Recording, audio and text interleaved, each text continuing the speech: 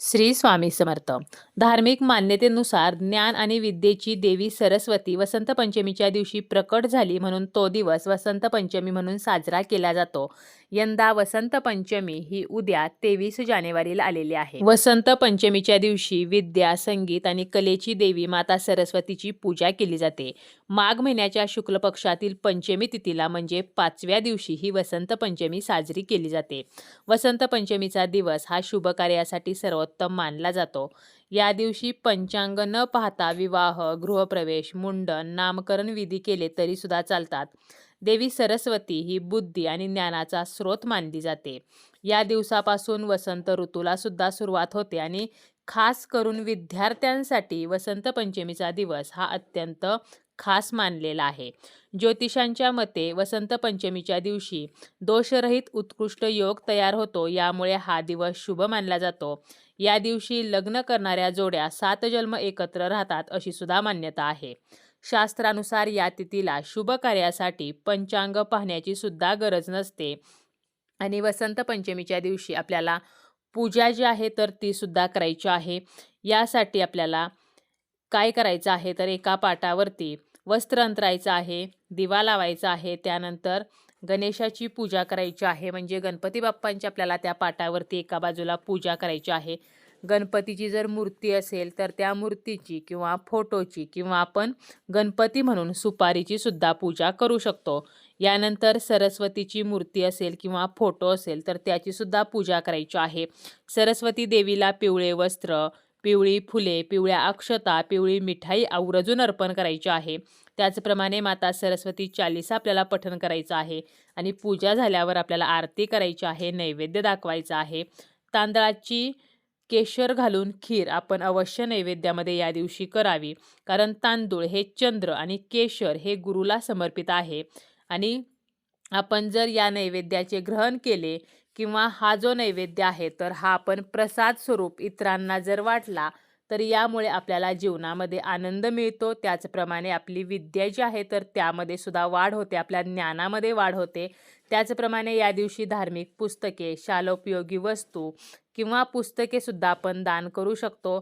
या दिवशी पिवळी मिठाई किंवा पिवळ्या रंगाची फळे दान करण्याला सुद्धा विशेष महत्त्व आहे. अगदी साध्या आणि सोप्या पद्धतीने आपण वसंत पंचमीची ही जी माता सरस्वतीची पूजा आहे तर ते आपण करू शकतो. आणि या दिवशी विद्यार्थ्यांनी अवश्य काही गोष्टी करायच्या आहेत, जसं की सरस्वतीची पूजा करायची आहे. जर आपल्या मुलाला अभ्यासामध्ये लक्ष लागत नसेल किंवा अभ्यासामध्ये प्रगती होत नसेल, मन विचलित होत असेल, तर आपण या दिवशी आपल्या मुलाला देवी सरस्वतीची पूजा जी आहे तर ती करायला लावायची आहे.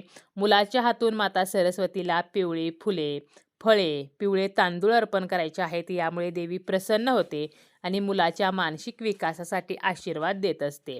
त्याचप्रमाणे मुलांची स्मरणशक्ती वाढवण्यासाठी वसंत पंचमीच्या दिवशी मुलांकडून गरजू व्यक्तींना वह्या आणि पेन जे आहेत तर ते दान स्वरूपामध्ये द्यायचे आहेत. असे केल्यामुळे वाणीतील दोष दूर होतात आणि मुलांची स्मरणशक्ती तीक्ष्ण होते. मुलाचे मन जे आहे तर ते अध्यात्माकडे झुकावे, अध्यात्माकडे ते मन वळावे, यासाठी सरस्वती मातेच्या चरणी वही पेन आपल्याला अर्पण करायचं आहे. आणि हे जे अर्पण केलेलं वही पेन आहे तर ते मुलाला आपल्याला वापरायला पुन्हा द्यायचं आहे.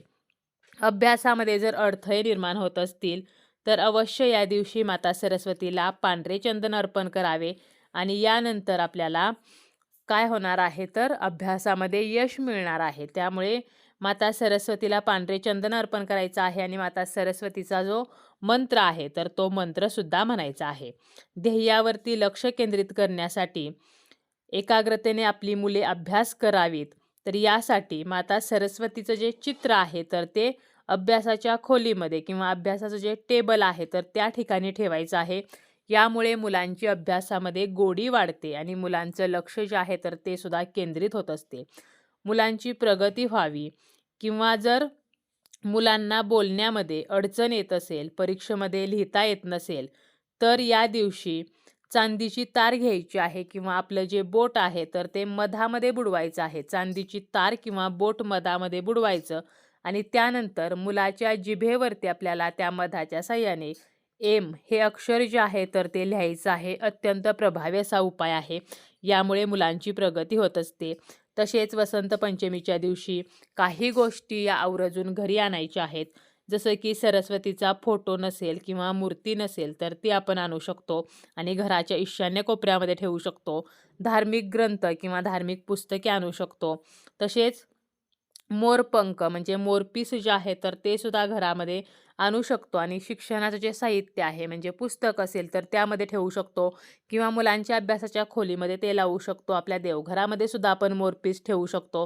त्याचप्रमाणे बासरी जी आहे तर ती सुद्धा खरेदी करू शकतो. चांदीची बासरी किंवा आपण बांबूची बासरी खरेदी करू शकतो. यामुळे सुद्धा माता सरस्वती प्रसन्न होते. या दिवशी पिवळ्या रंगाला विशेष महत्त्व आहे. त्यामुळे या दिवशी आपण माता सरस्वतीला पिवळे वस्त्र जे आहे तर ते घालू शकतो. पिवळी फुले अर्पण करू शकतो किंवा पिवळ्या वस्तूंचे आपण दान करू शकतो. पिवळ्या अक्षता ज्या आहेत तर त्या आपण माता सरस्वतीला या दिवशी अर्पण करू शकतो. वीणा जी आहे तर ती सुद्धा आपण या दिवशी खरेदी करू शकतो. वसंत पंचमीच्या दिवशी पिवळे वस्त्र आवर्जून परिधान करावेत. त्याचप्रमाणे या दिवशी खिचडी जी आहे तर ती बनवावी आणि ती प्रसाद स्वरूपामध्ये वाटावी. या दिवशी पवित्र नदीमध्ये स्नान करण्याला सुद्धा विशेष महत्त्व आहे. जरी पवित्र नदीमध्ये स्नान करणे शक्य नसेल तरी अंघोळीच्या पाण्यामध्ये थोडेसे गंगाजल टाकावे आणि त्या पाण्याने स्नान करावे. या दिवशी काही चुका मात्र अजिबात करू नयेत. जसं की या दिवशी मांसाहार टाळावा. तामसिक अन्नपदार्थ खाऊ नयेत. नैवेद्यामध्ये आपण जे पदार्थ बनवतो यामध्ये कांदा लसणाचा वापर करू नये. त्याचप्रमाणे अंघोळ न करता काहीही खाऊ पिऊ नये. पूजा करू नये. या दिवशी वृक्ष तोडणे, झाडे तोडणे या गोष्टी वर्ज्य कराव्यात. कोणालाही अपशब्द बोलू नये, कोणाचाही अपमान करू नये. वादविवाद, कलह या गोष्टी करू नयेत. तसेच या दिवशी काळ्या रंगाचे वस्त्रसुद्धा परिधान करू नयेत.